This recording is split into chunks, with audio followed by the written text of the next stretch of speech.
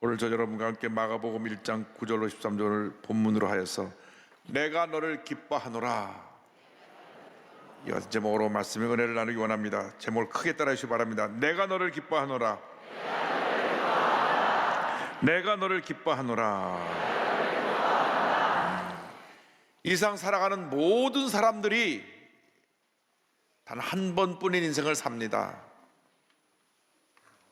두 번 인생을 사는 사람이 없습니다. 이 한 번뿐인 인생을 살아갈 때 가장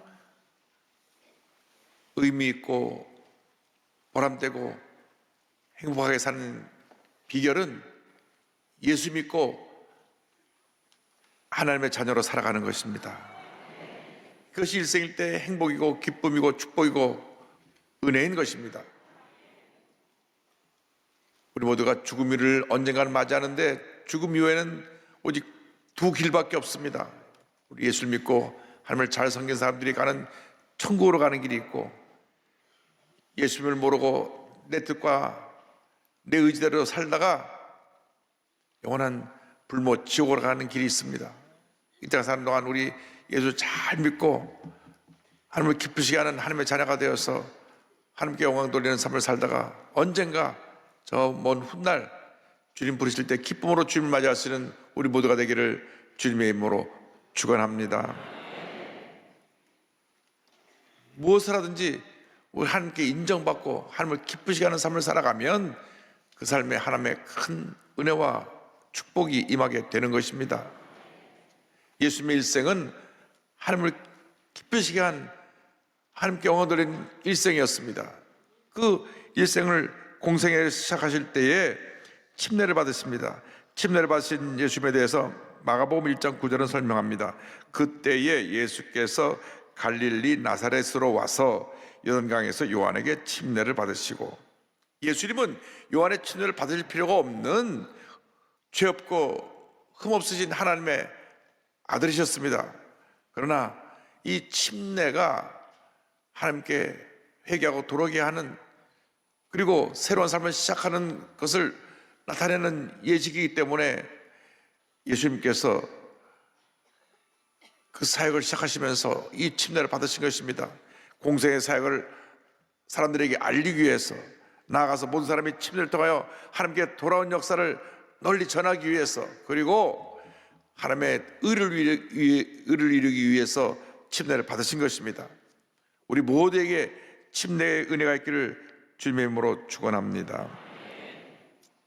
예수 믿고 나면 우리가 침례를 받는데요, 침례를 받을 때 두 가지 은혜가 임하게 되는 것입니다. 내가 물속으로 들어가면서 죄와 절망 가운데 살던 내 사람의 모습을 물속에 장사 지내버리고, 물에서 나올 때 내 자신이 예수님과 함께 부활의 은혜에 참여한 새 사람으로 변화되어 내가 모든 사람 앞에 우뚝 서게 되는 것입니다. 그래서 초대교회 역사를 보면 침례받는 것이 매우 중요했습니다. 예수 믿고 구원받은 사람이 침례를 받게 될 때 모든 교인들이 모여서 예배를 드리며 침례받는 새 성도를 축복했습니다. 당시 침례를 받는 것은 내가 하나님의 자녀가 되었다는 것을 많은 사람들에게 알리게 되는 것인데, 그 당시 예수를 믿는 사람들에게 환난과 핍박이 다가오고, 또 네로 황제 시대 이후에는 예수 믿는 사람을 붙잡아다가 로마 원형 경기장에서 사자의 밥이 되어 죽게 하기도 하고 불에 태워 주기도 했기 때문에 참으로 큰 결단이 필요했던 것입니다. 그런데 예수를 믿고 나서 그것이 얼마나 큰 은혜고 기쁨인지, 내가 지금 죽어도 여한이 없습니다. 나는 모든 사람 앞에 내가 하나님의 자녀 된 것을 알립니다. 그래서 물속에 들어갔다 나와서 침례를 받고 하나님께 영광을 돌렸던 것입니다. 우리가 이 세상 살아간 동안 예수 믿고 나서 변화된 삶을 살아야 됩니다. 옛사람의 모습에 머물러 있으면 안 되는 것입니다. 우리가 물에 들어갔다 나와서 새 사람이 되었다는 것을 모든 사람의 상징적으로 알린 것처럼 우리의 삶도 이제는 새 사람의 모습으로 살아가야 되는 것입니다. 죄짓고 불의하고 방탕하게 살던 옛사람의 모습에 붙잡혀 살지 말고 변화된 새 사람의 모습으로 살아가는 여러분 모두가 되시기를 주님의 이름으로 축원합니다. 고린도후서 5장 17절로 말씀합니다. 그런즉 누구든지 그리스도 안에 있으면 새로운 피조물이라. 이전 것은 지나갔으니 보라 새 것이 되었도다. 이전 것은 지나갔으니 보라 새 것이 되었도다. 여러분은 주님 앞에 새롭게 변화된 하나님의 자녀로서 이제는 의미 있고 보람 있고 행복한 삶을 살아가는 주님의 귀한 자녀가 되기를 주님의 이름으로 간절히 축원합니다. 그런데 예수님이 침례를 받고 물에서 나오실 때 성령이 임했습니다. 성령이 임하신 예수님에 대해서 마가복음 1장 10절은 설명합니다. 곧 물에서 올라오실새 하늘이 갈라짐과 성령이 비둘기같이 자기에게 내려오심을 보시더니, 예수님께 성령이 비둘기같이 임한 것입니다. 하나님의 자녀로 살아가기 위해서 예수님에게 성령이 임하신 것처럼 우리에게 성령이 임해야 되는 것입니다. 우리가 예수를 믿을 때 우리 마음가운데 성령이 임합니다. 그래서 하나님의 자녀라고 우리를 인정해 주시는 것입니다. 성령이 임하시고 난 다음 우리는 반드시 성령의 충만함을 받아야 됩니다. 문제 많은 일상을 살아가는데 성령 충만을 받아야 우리가 모든 죄의 유혹을 물리치고 주님 안에서 승리하는 삶을 살아갈 수 있게 되는 것입니다. 예수님께서도 공생의 사역을 시작하실 때 성령의 충만을 받고 귀한 사명을 감당하셨습니다. 성령 충만을 받고 광야에 나가 40일을 금식하시고 마귀의 시험을 물리치셨습니다. 누가복음 4장 1절 2절 13절입니다. 예수께서 성령의 충만함을 입어 요단강에서 돌아오사 광야에서 40일 동안 성령에게 이끌리시며 마귀에게 시험을 받으시더라. 이 모든 날에 아무것도 잡수시지 아니하시니 날수가 다함에 줄이신지라. 마귀가 모든 시험을 다한 후에 얼마 동안 떠나니라. 마귀의 시험을 물리치신 다음 3년 반 동안 공생의 사역을 감당할 때 성령의 능력으로 말씀을 선포하시고 병을 고치시고 놀라운 기적을 행하셨습니다. 누가복음 4장 14절 15절입니다. 예수께서 성령의 능력으로 갈릴리에 돌아가시니 그 소문이 사방에 퍼졌고 친히 그 여러 회당에서 가르치심에 무사람에게 칭송을 받으시더라. 예수님의 일생은 성령님과 함께한 일생이었습니다. 성령의 충만함을 받고 성령의 능력으로 선한 일을 행하시고 마귀에 눌린 모든 자를 다 고치신 것입니다. 사도행전 10장 38절입니다. 하나님이 나사렛 예수에게 성령과 능력을 기름 붓듯 하셨음에 그가 두루 다니시며 선한 일을 행하시고 마귀에게 눌린 모든 사람을 고치셨으니 이는 하나님이 함께 하셨습니다. 여러분 모두가 성령 충만받고 권능받아 복음의 증인으로 쓰임받게 되기를 바랍니다. 사도행전 1장 8절은 말씀합니다. 오직 성령이 너에게 임하시면 너희가 권능을 받고 예루살렘과 온 유대와 사마리아와 땅까지 이르러 내 증인이 되리라 하시니라. 성령 받고 권능 받아 복음의 증인된 사명을 감당해야 할 것입니다. 그런데 예수님께서 물에서 올라오실 때 성령이 비둘기같이 임했다고 성경은 말씀합니다. 비둘기는 순결과 온유함의 상징입니다. 성령으로 충만하면 하나님 앞에 정결한 모습으로 변화되고 온유와 겸손의 모습으로 살아가게 되는 것입니다. 성령 충만 받으면 성령의 열매를 풍성히 맺어서 예수님을 닮은 변화된 모습이 됩니다. 갈라디아서 5장 22절 23절에 말씀합니다. 오직 성령의 열매는 사랑과 희락과 화평과 오래 참음과 자비와 양선과 충성과 온유와 절제니 이 같은 것을 금지할 법이 없느니라. 이 성의 9가지 열매는 바로 예수님의 성품인 것입니다. 성령 충만이라고 하는 것은 예수님의 영이 충만한 것입니다. 그러므로 성령 충만 받은 사람은 그 모습이 예수님처럼 변화되어야만 합니다. 예수님처럼 생각하고 예수님처럼 말하고 예수님처럼 행동하는 것이 바로 성령 충만인 것입니다. 성령 충만하다고 하면서 자기 성질이나 부리고 사람과 다투고 싸우는 것은 그건 충만한 것이 아닙니다. 그건 자기 감정이 충만한 것이지 성령 충만과 자기 감정 충만을 착각하면 안 됩니다. 진정한 성령 충만은 예수님의 영이 충만해서 우리 모습이 예수의 모습을 닮아가는 것입니다. 날마다 성령으로 충만하여서 여러분 모습 속에서 예수님 모습이 나타나게 되기를 바랍니다. 예수님처럼 생각하고 예수님처럼 말하고 예수님처럼 행동하고 예수님처럼 살아가는 복받은 인생이 다 되시기를 바랍니다. 그래서 빌립보서 2장 5절에 우리에게 권면합니다. 너희 안에 이 마음을 품으라. 곧 그리스도 예수의 마음이니. 우리가 예수님의 마음을 갖고 살아야 되는 것입니다. 예수의 마음을 갖고 살면 우리가 어떠한 문제 어려움이 다가와도 염려하지 아니하고 두려워하지 아니하고 나의 마음속에 늘 평안함을 가지고 모든 문제를 넉넉히 이기고 승리하는 삶을 살아갈 수 있게 되는 것입니다. 예수 없는 사람은 불행합니다. 문제를 만나면 절망합니다. 아무것도 아닌데 낙심하고 상처를 받습니다. 뿐만 아니라 자꾸 고통을 주는 일들이 생겨나면 목숨을 포기하기까지 합니다. 여러분, 예수를 믿는 사람은 그렇게 살면 안 됩니다.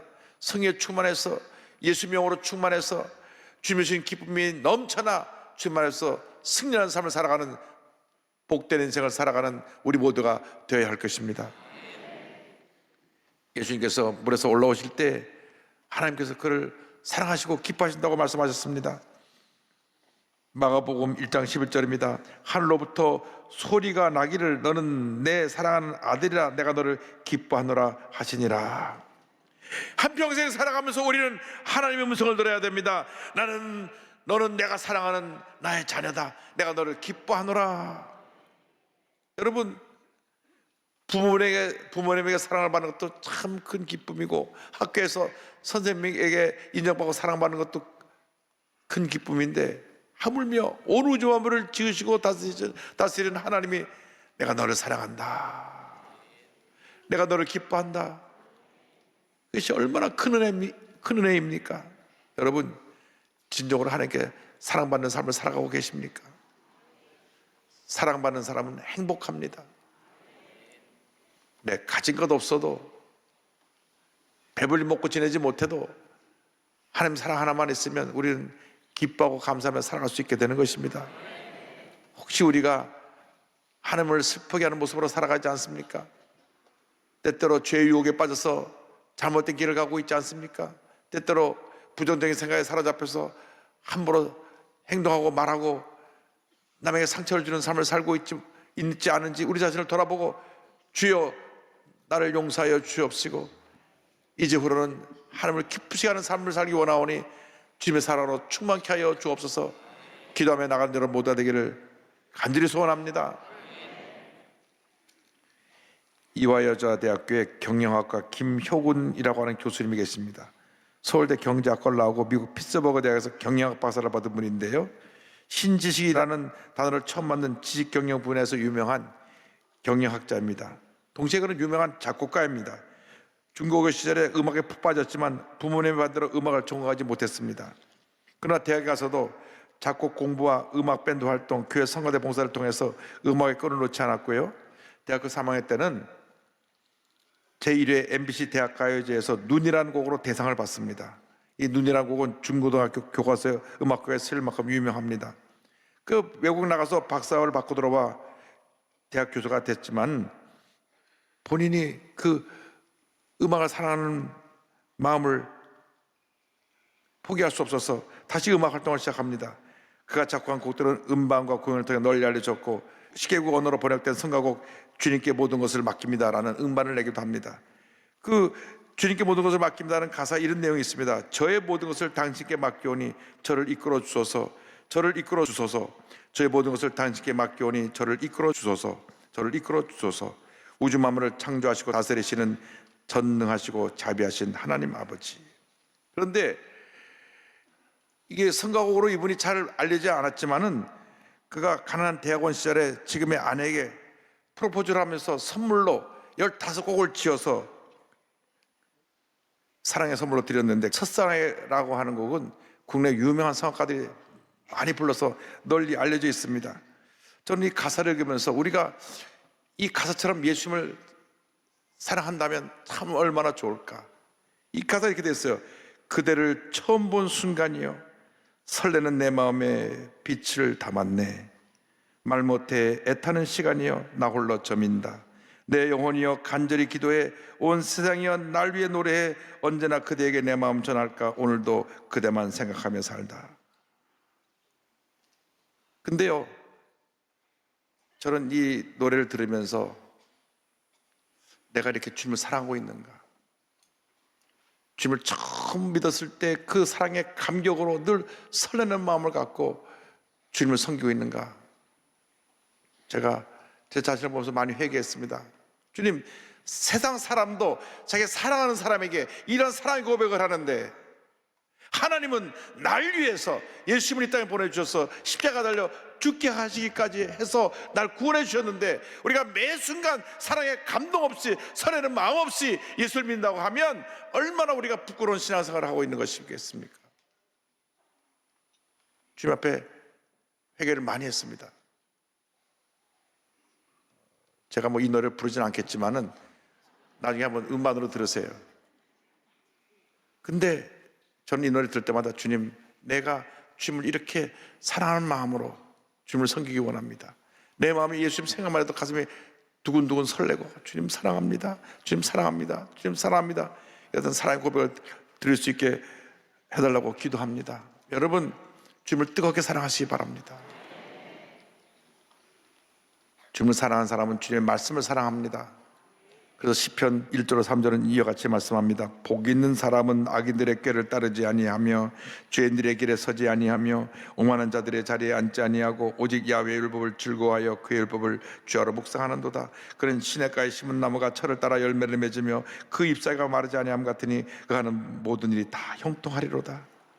내가 정말 주님을 기쁘시게 하는 그 길, 복된 인생을 살아가고 있는가? 아니면 내가 알게 모르게 우리 주님을 슬프시게 하고 주님이 기뻐하지 않는 잘못된 길을 갖고 있지 않은가? 우리 자신을 늘 살펴봐야 합니다.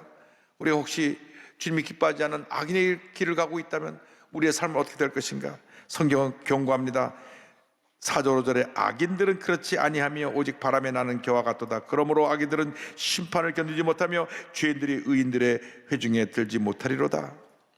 여러분, 하나님께 인정받는 의인의 길을 가시기 바랍니다. 6절입니다. 무릇 의인들의 길은 여호와께서 인정하시나 악인들의 길은 망하리로다. 하나님을 기쁘시게 하는, 하나님을 감동시켜드리는 믿음의 사람들이 다 되시기를 바랍니다. 여러분, 인생은 눈 깜짝할 사이에 지나갑니다. 엊그제 내가 예수 믿고 하나님 자녀가 된 것 같은데 벌써 인생의 황혼기에 접어든 사람들이 많이 있을 것입니다. 일생을 돌아보면 다 주님의 은혜예요. 주님의 은혜예요. 그죠? 주님의 은혜 감사할 것밖에 없습니다. 여러분, 예수 믿고 이상 살아가면서 주님의 은혜 늘 감사하고 주님의 사랑에 늘 마음이 뛰고 주님의 은혜로 감동이 넘쳐나는 삶을 살아가게 되기를 바랍니다. 장차 주님 앞에 설 때 잘하였도다 착하고 충성된 자와 칭찬받는 주님의 일꾼들이 다 되시기 바랍니다. 마태복음 25장 21절입니다.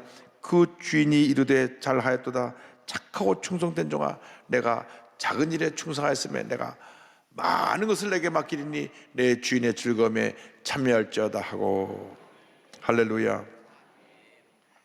지난주에 제가 신혼그룹 50주년 감사 예배에 가서 축사의 말씀을 전하고 왔는데요, 이 박선철 회장님의 그 신앙의 일대기를 보면서 큰 감동을 받았습니다. 전라남도 신안군 자은면이라고 하는 아주 시골에서 태어나셨는데, 할아버지가 계셨을 때에는 할아버지가 집에 땅도 많고 농사도 크게 지어서 부족함이 없이 살았는데, 아버님이 그냥 마약을 하고 온 재산을 탕진해 갖고 집이 완전히 망했습니다. 그래서 6살 때부터 먹을 것이 없어서 먹을 얻으러 다니는 그러한 지독한 가난의 시절을 보내야만 했습니다. 집에 아버님이 돈을 벌어오지 못하니까 어머니가 나가서 막일을 하시는데 자녀들을 제대로 먹이지 못해서 늘 굶주렸습니다. 그런데 얘기를 들어보니까 무료로 공부를 가르쳐주는 곳이 목포에 있다 그래서 그걸 물어보러 찾아갔는데 그것이 목포 국립감화원입니다. 알고 보니 이 깡패, 불량배, 불황자들을 데려다가 일시키고 공부시키는 곳이었습니다. 그런데 이곳에 6학년으로 편입해서 오전은 일하고 오후에는 공부를 합니다. 여기서 만난 안병현 선생님께서 그에게 예수님을 전해 주었습니다.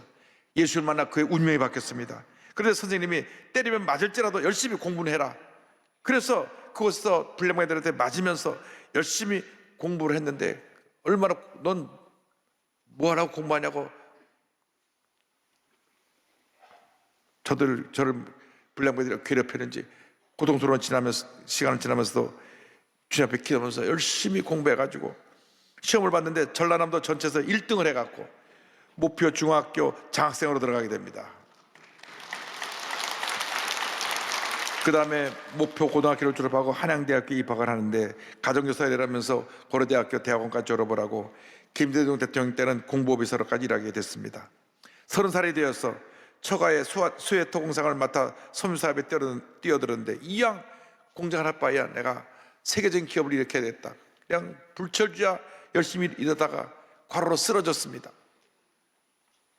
엎친 데 덮친 격으로 병원에 갔는데 간호사가 주사를 잘못 나갔고 완전히 사경을 헤매게 됐습니다. 의사도 뭐 어떻게 손을 못 댔습니다. 주사를 잘못 놔서 부작용으로 죽게 됐으니까. 그때 그가 그 병상에 누워 기도할 때 하나님이 그를 기적적으로 살려주었고, 그가 살아나자 공장 위로 올라가서 하나님께 엎드려 기도하면서 하나님 저를 살려줬군요. 그렇게 하나님께 기도하는데 하나님께서 내가 너를 살렸다라고 음성을 들려주셨습니다. 본인이 일에 빠져서 믿음 생활에 충실하지 못함으로 말미암아 하나님이 자기를 때리셨구나 회개하고, 그때 하나님 앞에 이와 같은 약속을 드립니다. 소원 기도를 합니다. 하나님께서 사업을 인도해 주시면 매일 새벽 기도를 드리겠습니다. 공예배에 빠지지 않겠습니다. 1년에 100명을 전도하겠습니다. 11조를 철저히 하겠습니다. 가난한 신학생 100명이 목사님이 될 때까지 돕겠습니다. 평생 100개 이상의 교회를 세우겠습니다. 34살에 하나님께 같은 소원 기도를 드리고요, 이 기도를 하나하나씩 다 이뤄나가서 신혼그룹은 한국 물론 베트남, 인도네시아, 과테말라, 니카라과 등 해외 모든 공장을 세울 때마다 다 교회를 세웠고, 이 공장에서는 매주 월요일 아침마다 전 직원 3만 5천 명이 예배를 드리고 있습니다. 2022년까지 세운 교회가 140개, 신학교는 130개를 세웠습니다. 할렐루야. 사회주의 국가나 이슬람 국가, 북한 개성공단 같은 데 교회를 세울 때는 많은 핍박과 반대가 있었지만은 이 기업에서 열심히 저들이 다 일을 하고 하니까 결국은 이 기업을 인정받아서 교회를 다 세우도록 허락해 주었던 것입니다. 신혼 기업이 50년 동안 지금까지 광고하는 광고의 내용이 주일은 쉽니다입니다. 주일은 쉽니다. 교회 가세요라고 하는 말을 이렇게 돌려서 표현했습니다. 주일은 쉽니다. 사람들이 이 기업은 예수 믿는 기업이구나. 그래서 신혼 그룹이 지금도 날마다 하나님 은혜 가운데 부흥하고 있습니다.